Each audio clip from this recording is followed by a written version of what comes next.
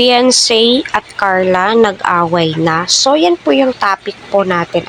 Grabe po yung issue dito, sa Love Team, Kalingap serye, tandem between Edsy at saka Jomcar. Nakailang ulit na po bang nagpaliwanag si Kalingap Rab sa kanyang live na please lang, wag po natin pag-away-awayin ang kanyang mga beneficiary.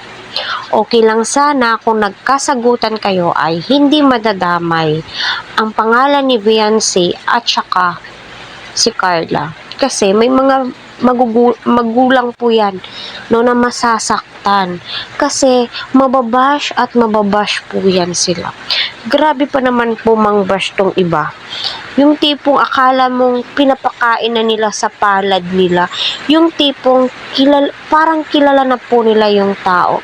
Kung magmura, grabe. So, gusto niya bang mangyari ito? Ako'y ang blind dito sa issue. Notaka na lang po ako, punta po ako kay Kuya Val sa live niya. May issue. Kay Kalingap Rab, announcement, may issue. Kay Kuya Jens, may announcement, warning, issue.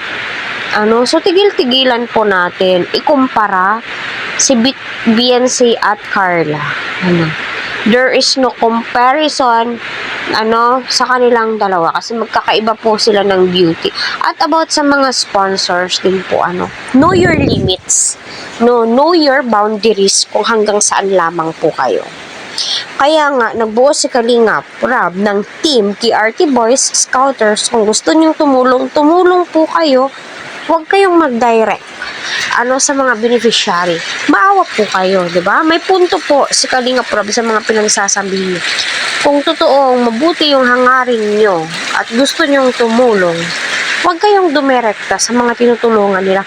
Nasobrahan naman po kayo sa pag-idolize.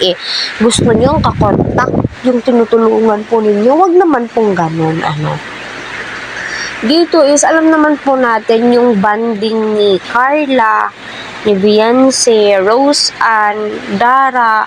Kita po natin yung mga banding po nila is para po silang magkakapatid.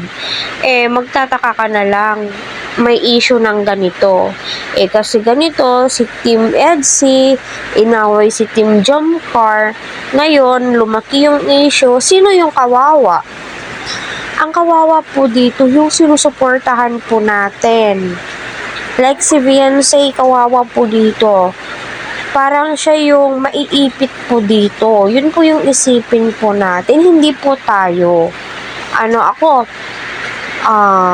alam nyo naman, maka-team Edsy ako.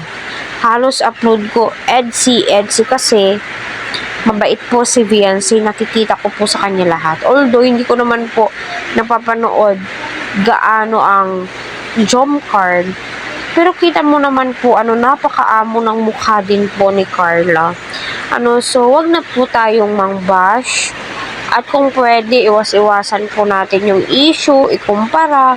Kasi ganito, million views si ganyan, million views si ganito, hindi. No.